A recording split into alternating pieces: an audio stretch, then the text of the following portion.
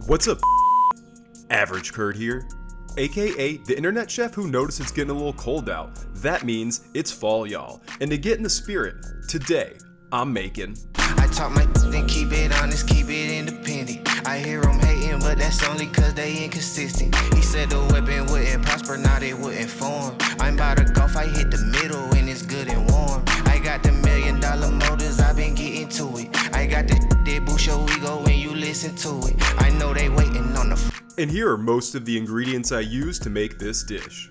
Flour, granulated sugar, rapid rise yeast, salt, unsalted butter, brown sugar, cinnamon sugar, pumpkin pie spice, vanilla extract, orange icing, powdered sugar, sprinkles, cream cheese, and olive oil. And eggs. I forgot to put eggs in the main shot. If you got a problem with that, we can meet out back. We can throw hands. First, I'm going to add 2 cups of flour. I'm using bread flour. You can use all-purpose flour, whatever flour is flour. Then added a 1/3 cup of granulated sugar and 2 of those rapid rise yeast packets.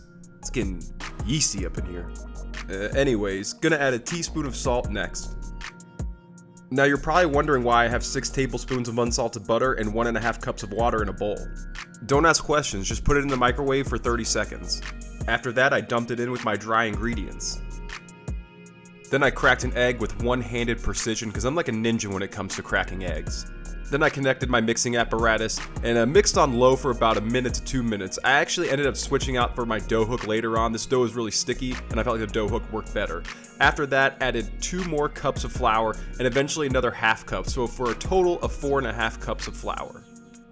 And then I just mixed it on medium speed for like 4 to 5 minutes until I had a nice doughy consistency. See, that's what you want. That's perfect. Just copy what I do all the time and your life will be perfect. It will be filled with amazing cinnamon rolls and Bitcoin. Buy Bitcoin. Not financial advice though. Anyways. Next, I lightly floured my work surface because we're going to work out this dough. Very similar to how I work out or knead a ball for pizza dough. I did the same thing. You just pull it back, roll it over itself, pull it back, roll it over itself. Did this for probably 2 to 3 minutes.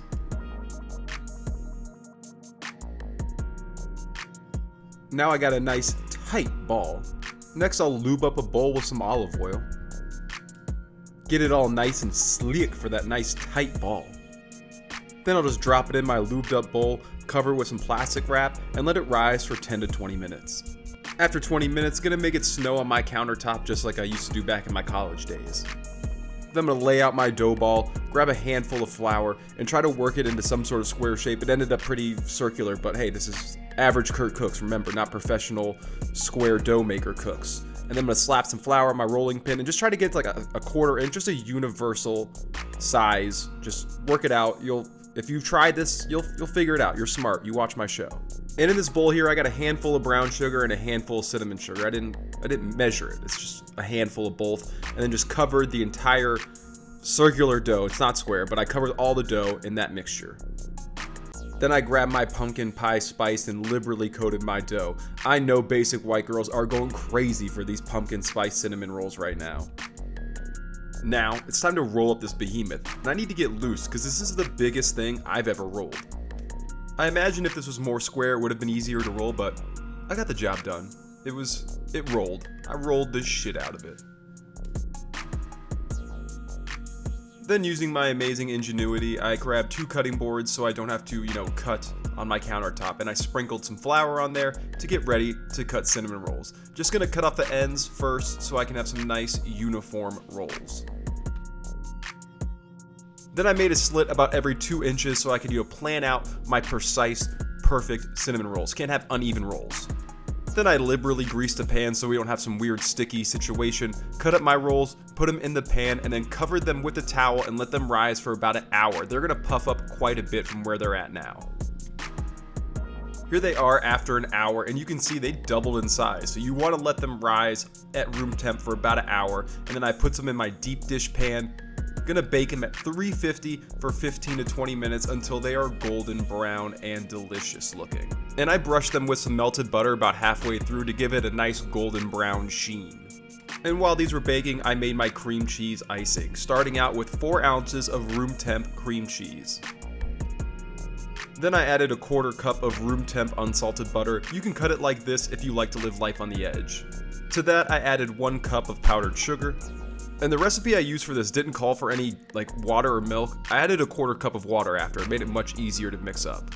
And then 2 teaspoons of vanilla extract, but I didn't measure it. I just poured some in, and a little bit of that pumpkin pie spice, gave it some mixing, and then I had some delicious cream cheese icing. Perfect. Got my pumpkin spice cinnamon rolls out of the oven, gonna douse it in some of that cream cheese icing. Gonna cover it in some orange store-bought icing, strictly for aesthetics. It tasted terrible, but I couldn't find orange food coloring to put in the regular icing, so this'll have to work. I also hit them with some orange sprinkles, and now they are ready for their close-up. Look, I talk my then keep it honest, keep it independent. I hear them hating, but that's only cause they inconsistent. He said the weapon wouldn't prosper, now they wouldn't form. I'm about to golf, I hit the middle and it's good and warm. I got the $1 million motors, I've been getting to it. I got that boost your ego when you listen to it. I know they waiting on the fall, but I doubt that, cause I've been buying. I did it again. Now, all that's left is to take these pumpkin spice cinnamon rolls and all into them. Well, check the hat. I mean, look at those things. I made those. Those are giant, delicious cinnamon rolls. F you if you don't think so.